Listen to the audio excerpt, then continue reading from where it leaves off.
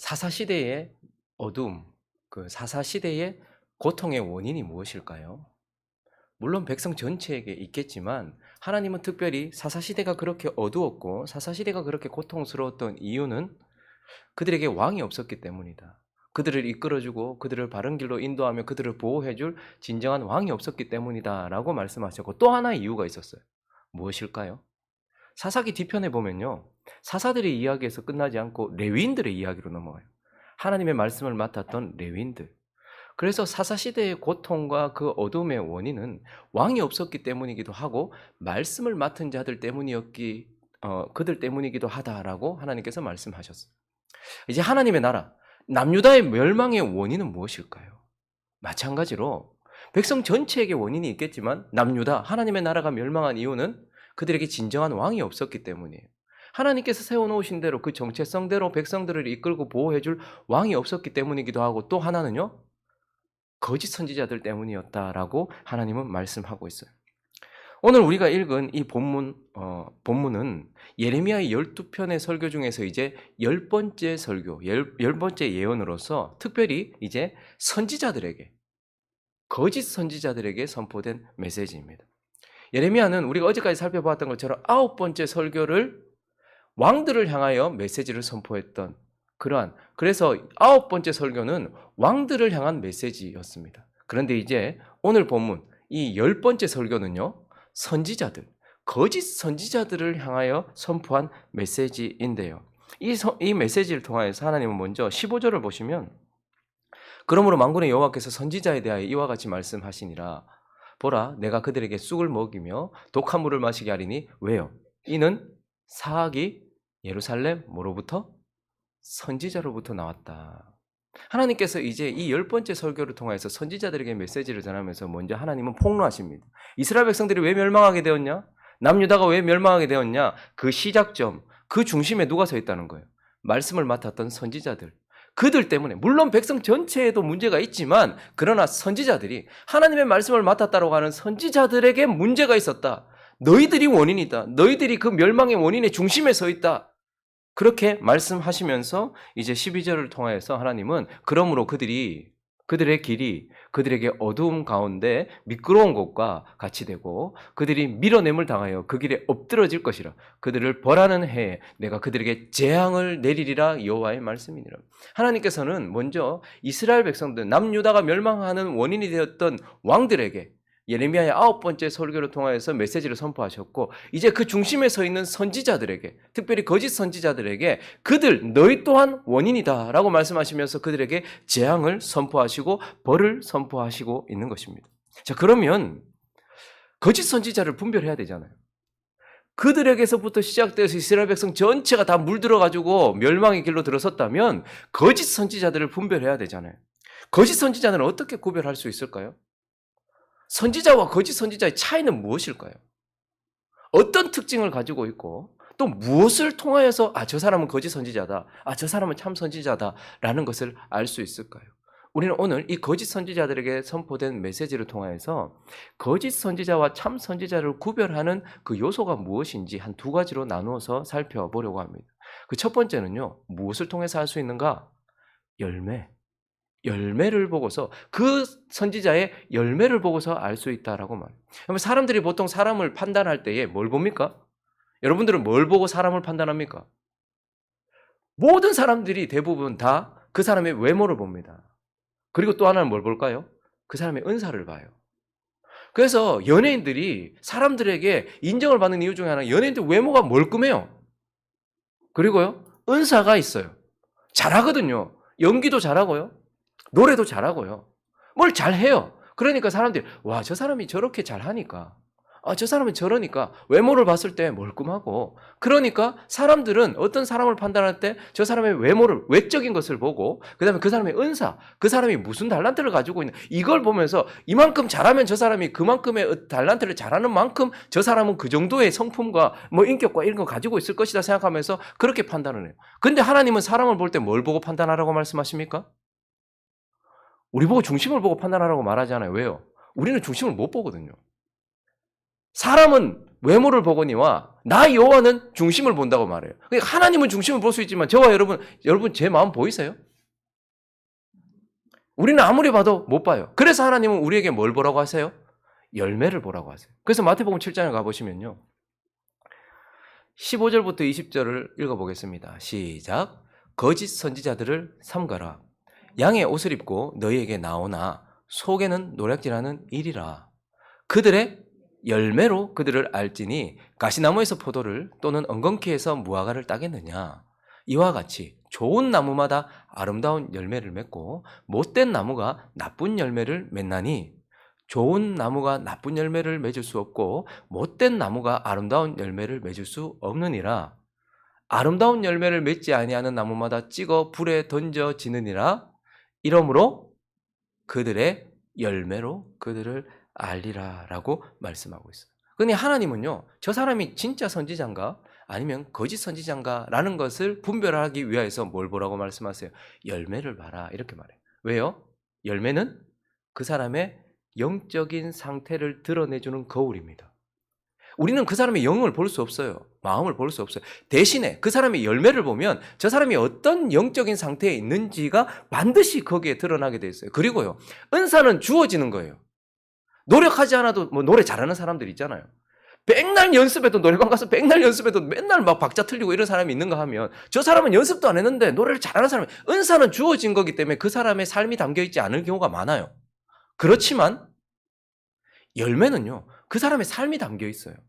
어떤 열매를 맺는가 하는 것은 그 사람이 어떤 삶을 살아왔는가도 담겨 있단 말입니다. 그래서 하나님은요, 참 선지자인가 거짓 선지자인가를 보기 위하여서 그 사람의 영적인 상태를 드러내주는 열매, 그 사람의 지금까지 살아왔던 삶이 들어가 있는 열매를 봐라라고 말하고 있고, 우리의 열매, 가장 두 가지 중요한 열매가 뭐죠? 하나는 행동이고요, 하나는 말이에요. 그래서 그 사람의 행동과 그 사람의 말을 봐라라고 말하고 있는 거예요. 그래서 오늘도 보면요, 이 거짓 선지자들에 대하여 하나님께서 폭로하시면서 14절을 보면요, 내가 예루살렘 선지자들 가운데서도 가증한 일을 본, 하나님께서 북이스라엘에 있었던 선지자들에 대해서도 말씀하시지만 이제 지금 남유다에 있는 예루살렘 선지자들 가운데도 가증한 일을 보았는데 그 선지자들이 어땠다고 말합니까? 간음을 행했다라고 말해요. 그들의 행위 가운데 간음이 있다, 음란이 있다, 간음이 있다라고 이렇게 말해요. 그리고 그들의 말은요, 거짓을 말한다 이렇게 말해요. 악을 행하는 자의 손을 강하게 하는, 그래서 악에서 돌이키지 않는 말을 한다라고 말하면서 하나님은 거짓 선지자들의 열매를 봐라. 근데 그 열매 중에 첫 번째 국면은 뭐죠? 행동. 근데 그거 보니까 그의 삶에 음란이 있더라는 거예요. 행음이 있더라는 거예요. 간음이 있더라는 거예요. 그리고 그의 말을 들어보면요, 거짓말이 자꾸 있더라는 거예요. 그러면 선지자라고 다 완벽하겠습니까? 예레미야라고 다 완벽했겠습니까? 바울이라고 다 완벽했겠습니까? 그러나 그들의 삶 속에는요, 잠깐의 실수가 아니에요. 간음을 계속적으로 행하고 있는 거예요. 그리고요, 한 번의 말 실수가 아니에요. 계속해서 거짓말을 하고 있는 거예요. 그러한 것들이 있다면 그 사람은 뭐라는 거예요?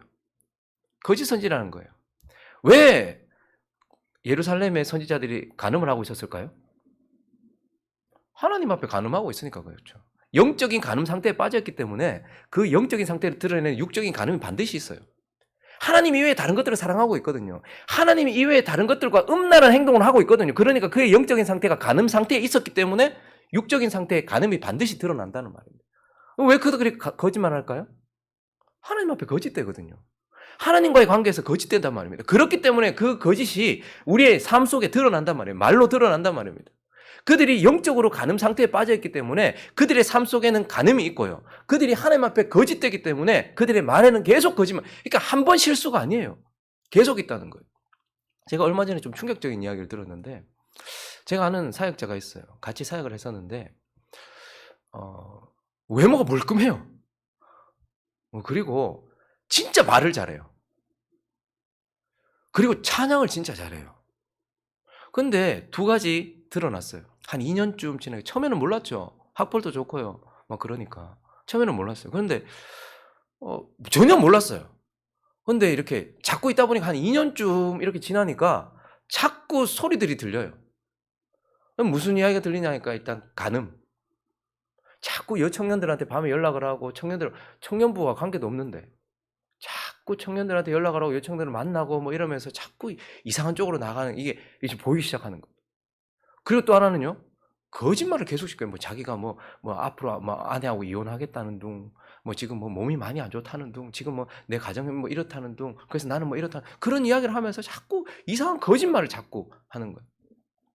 그래서 결국은 이 두 가지가 사실이라는 것이 드러났고 결국은 사역을 못하게 됐죠. 쉽게 말하면 쫓겨난 거예요. 그리고 나서 저는 이제 뭐 회개 시간을 가지거나 뭐 이렇게 할 줄 알았는데 곧 다른 지역에서 담임 목사가 된 거예요. 이 담임 되기가 요즘에 얼마나 어렵습니까?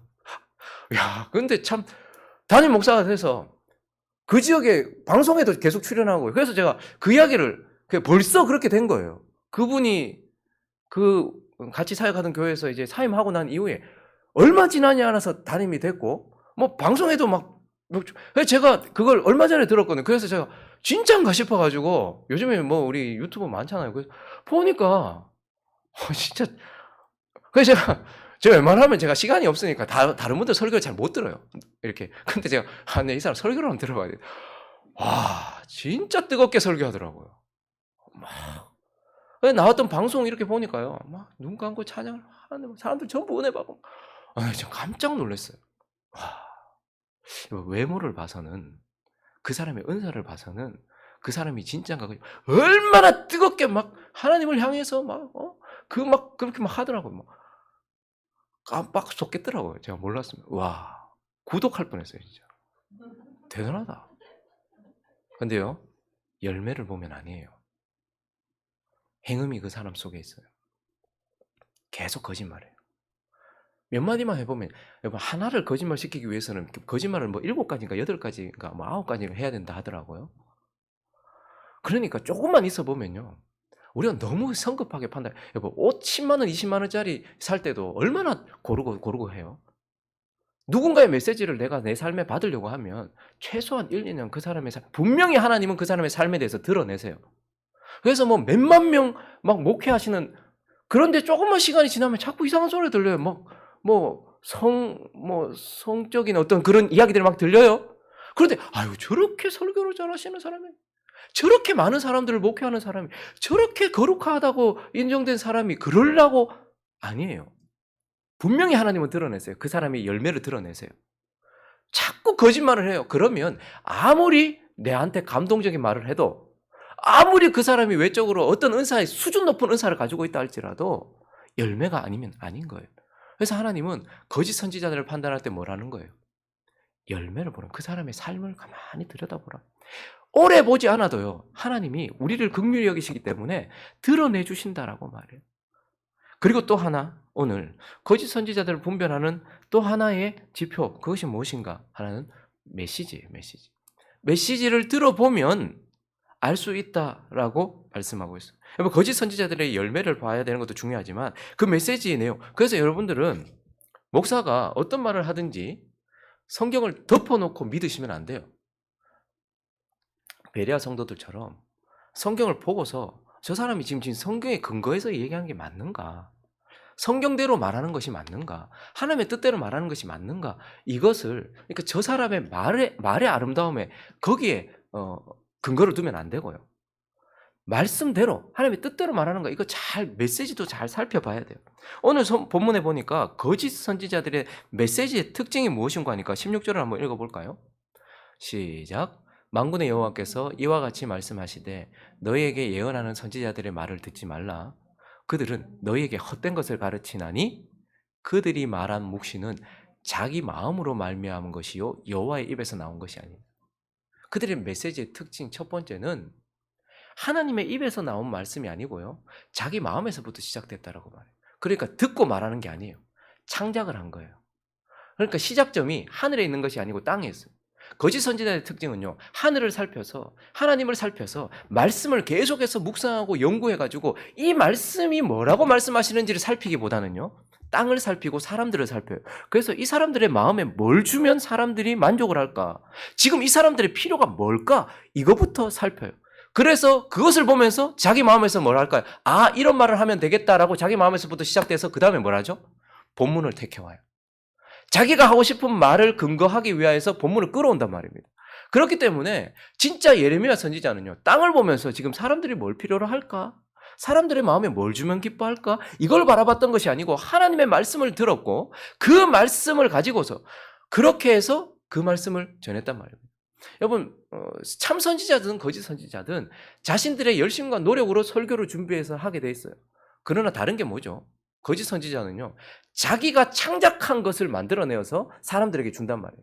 그런데요, 진짜 선지자는요, 듣고 난 이후에 자기가 선포해야 되는 성도들이 있잖아요. 뭐 연령대도 있을 것이고 아이들에게 설교해야 된다면 내게 들었던 말씀을 이제 나의 인격을 통해서 하나님 말씀하시니까 하나님이 내게 들려주셨던 말씀을 듣고서 만약에 내가 청소년들에게 말씀을 전해야 된다고 하면 이제 어떤 수고를 해야 될까요? 이 메시지가 청소년들에게 들어가도록 그렇게 대지도 뭐 나누고 예화도 하고 이렇게 하겠죠. 그런데 거짓 선지자들은요, 하나님 앞에 듣고 뭘 하는 것이 아니고 얘네들한테 뭐가 필요한지 그리고 내가 무슨 말을 하고 싶은지 그걸 통해서 메시지를 끌어와가지고 이 사람들한테 한단 말이죠. 제가 우리 교회 오기 전에도 한 12년 이상 설교를 했잖아요. 그런데 여기 와서 이제 말씀을 선포할 때 좀 힘들더라고요, 솔직히. 왜냐하면 매일 설교를 해야 되니까요. 그래서 뭐 거의 저는 매일 설교 준비한다고 매일 그렇게 붙어 있었잖아요. 그게 처음에 왔을 때 한 1년 정도 되지 않았을 때 좀 힘들더라고요. 매일 설교를 막 7편씩 막 이렇게 준비를 하니까 힘들었는데 한날은 하나님께 저한테 물으시는 것 같아요. 오전에 이렇게 앉아 있는데 너 지금 뭐 하냐? 설교 준비하지요. 설교는 뭐 어떻게 하는데? 아니 제가 지금 준비해야지 내일 하지요. 그 설교가 뭔데? 저한테 갑자기 설교를 12년 이상 한 저에게 설교가 뭔데? 이렇게. 설교가 뭐겠느냐? 성경에 있는 말씀을 제가 준비해가지고 사람들한테 전하는 게 설교죠. 하나님 뜻을 전하는 게 설교죠. 근데 하나님이 아닌데 설교는 네가 준비해서 만들어내서 사람들한테 먹이는 게 아니고 내가 네한테 한 말을 듣고 내 말을 전하는 게 설교 아니냐. 저는 계속 설교를 준비한다라는 말이 입에 붙어 있었어요. 난 설교 준비합니다. 나 설교 준비한다라는 것이 제 입에 붙어 있었어요. 제 삶에. 근데 하나님은 설교는 네가 먼저 준비하는 게 아니고 듣는 거다. 먼저 하나님이 뭐라고 말하는 게 듣는 거다. 오늘 9절도 보시면요. 예레미야는요. 선지자들에 대한 말씀이나 내 마음이 상하며 내 모든 뼈가 떨리며 내가 취한 사람 같으며 포도주에 잡힌 사람 같으니 이는 여호와와 그 거룩한 말씀 때문에. 그러니까 예레미야는요. 항상 먼저 하나님의 말씀 들었어요. 사람들에게 전할 말씀이나 자기에게 주어진 말씀을 먼저 듣는 사람이었어요.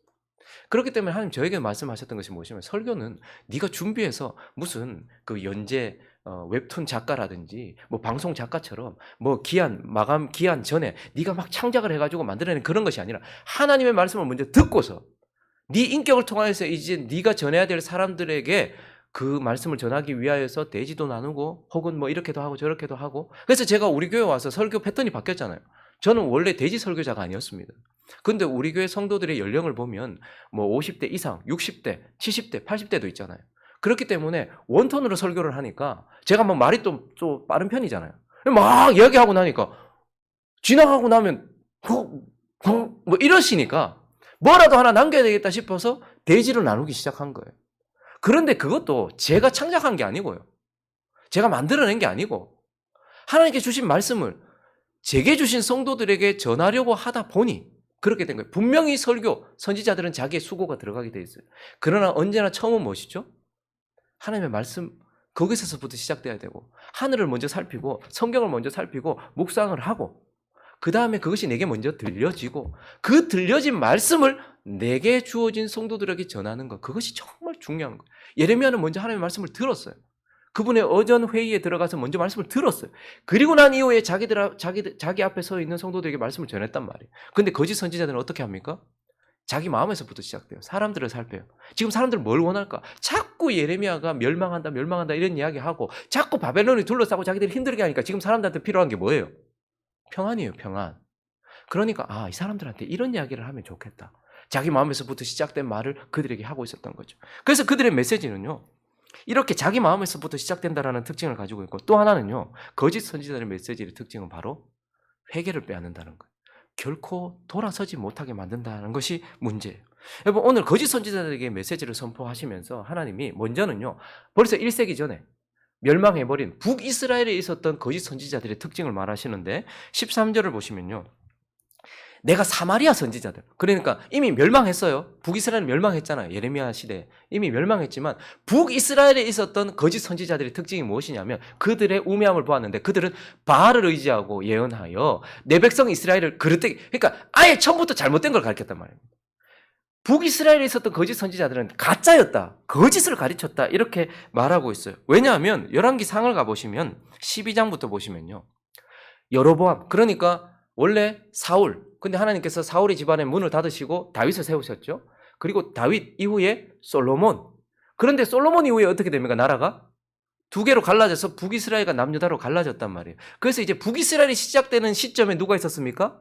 여로보암이 있었어요. 북이스라엘이라는 나라의 시작점에 여로보암이 있었는데 여로보암이 에브라임 산지에 세겜을 건축하고 거기서 살며 또 거기서 나가서 분회를 건축하고 그의 마음에 스스로 이르기를 나라가 이제 다윗의 집으로 내가 왕으로 세워졌는데 북이스라엘 왕으로 세웠는데 혹시나 이거 남유다로 사람들이 다 갈 수도 있겠다. 이런 생각이 든 거예요. 그래서 어떻게 한 거예요? 만일 이 백성이 예루살렘에 있는 여호와의 성전에 제사를 드리고자 하여 올라가면 이 백성의 마음이 유다 왕 된 그들의 주 르호보암에게로 돌아가서 나를 죽이고 유다의 왕 르호보암에게로 남유다로 돌아가리라 이런 생각이 들었던 거예요. 그래서 이에 계획하고 두 금송아지를 만들어가지고 무리에게 말하기를 너희가 다시는 예루살렘 성전에 올라갈 필요 없다. 이스라엘아 이는 너희를 애굽 땅에서 인도에 올린 너희의 신들이라 하면서 두 금송아지를 만들어서 하나는 베델, 북이스라엘 지역에 있는 베델, 그리고 북이스라엘 남단에 있는 또 하나는 어디에? 다네다.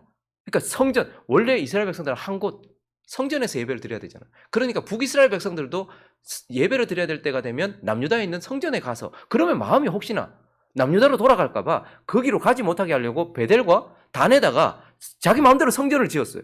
거기다 금송아지 2개 만들어 놓고 이게 여호와다 이렇게 말했어요. 그리고 나서 어떻게 했는가 하니까 이 일이 죄가 되었는데요. 이는 백성들이 단까지 가서 그 하나에게 경배, 그러니까 하나님이 아닌 처음부터 바알에게 금송아지에게 예배하기 시작했다는 거예요. 북이스라엘은 처음부터 망할 때까지 예배가 있었지만 처음부터 가짜 예배였다라고 말하면서 그가 또 산당들을 짓고 레위 자손들이 아닌 자기가 보니까 은사가 있고 말 잘하고 좀 이 성경을 좀 안다 싶고 이거 좀 영향력 있다 싶은 사람, 그러니까 레위 자손이 아닌 보통 백성으로 제사장을 삼았어요. 그러니까 처음부터 그 선지자가 가짜였단 말입니다.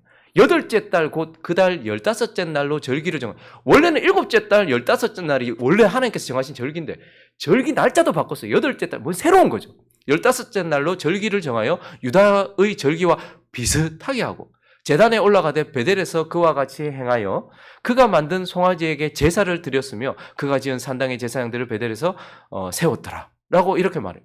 그는 자기 마음대로 정한 달, 곧 8째 달 15째 날로 이스라엘 자손을 위하여 절기를 정하고 베델의 단을 쌓은 제단에 올라가서 분향하였더라. 그러니까 북이스라엘 이미 멸망해버린, 한 세기 전에 멸망해버린 북이스라엘의 선지자들이 있었는데 그들은 처음부터 가짜였단 말이에요. 거짓을 가르친단 말이에요. 지금도 보면 아예 이단들이 있잖아요. 아예 잘못된 거, 성경하고 다른 걸 가르치는 사람들이 있잖아요. 아예 이단들이 있어요. 그런데 오늘 지금 지적을 하고 있는 남유다에 있었던 선지자들의 특징은 무엇인가 하면 17절입니다. 읽어주시겠습니까? 시작.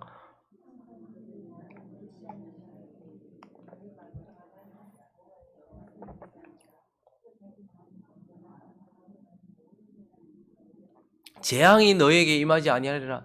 그러니까 북이스라엘에 있었던 사마리아 선지자들의 특징은 거짓을 전했다는 거. 아예 가짜였고 잘못된 거. 성경적이지 않은 비진리를 전했다는 거. 그런데 남유다 선지자들, 거짓 선지자들의 특징은 뭐냐면 평안을 전하고 재앙이 없을 것이라고 선포를 했단 말이에요. 여러분, 평안을 전한다고 제가 여러분들에게 축복을 한다고 거짓 선지자라고 말할 수 있습니까? 근데 문제는 뭐예요? 다시 한번 보실까요? 항상 그들이 평안을 전하는데 누구한테 평안을 전한다는 거예요? 하나님을 멸시하는 자들에게도 평안을 전하고 있다는 거예요. 그리고 재앙이 없다라고 말하는데 자기 마음이 완악한 대로 행하는 모든 사람에게도 재앙이 없다라고 말하는 거예요. 그러니까 하나님은 선지자를 보내신 이유가 이 사람이 자기 자신을 제대로 보고 하나님 앞에서 자기가 어떤지를 보고 자기 자신을 돌이키게 하려고 말씀을 주었는데 지금 하나님을 멸시하는 삶을 살고 있어요. 지금 바벨론이 왜 이들을 둘러싸고 있습니까? 지금 그들의 삶에 왜 고통이 찾아왔습니까? 하나님을 멸시하기 때문이었어요. 그리고 왜 이 사람들이 지금 힘들어요? 자기 마음에 완악한 대로 자기 하고 싶은 대로 살고 있기 때문에 그랬어요. 그런데 이 유다에 있었던 거짓 선지자의 특징은 그런 삶을 살고 있는 자들에게도 평안하다라고 얘기했고 재앙이 없을 것이다라고 얘기했다라는 거예요.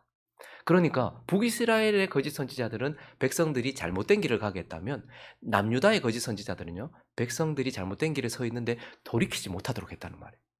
그들이 듣고 싶었던 말을 하면서 평안하다, 괜찮다, 괜찮다. 원래 선지자는요. 하나님의 백성들의 마음을 편안하게 해주는 사람이 아닙니다. 하나님의 백성들이 하나님 앞에 자기 자신이 어떤지를 돌아보게 해주는 사람이에요. 그리고요.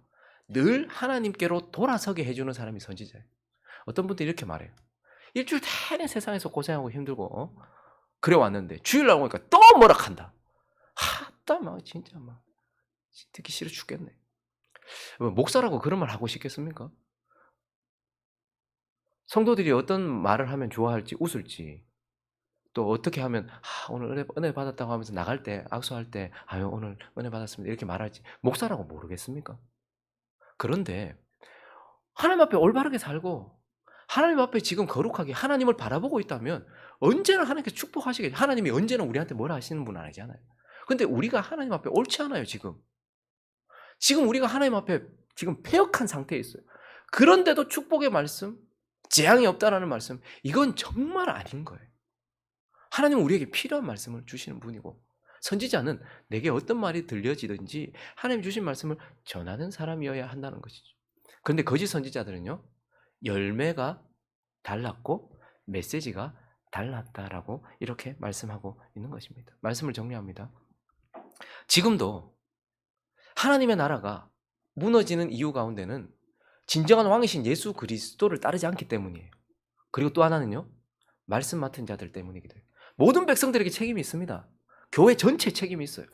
그러나 교회의 머리가 그리스도고 왕이 그리스도인데 그리스도가 아닌 누군가가 왕의 자리에 앉아 있거나 왕을 따르지 않기 때문에 그게 문제예요. 그리고 또 하나는요. 말씀을 맡은 자들의 문제예요. 말씀을 듣는 자들의 문제이기도 하죠.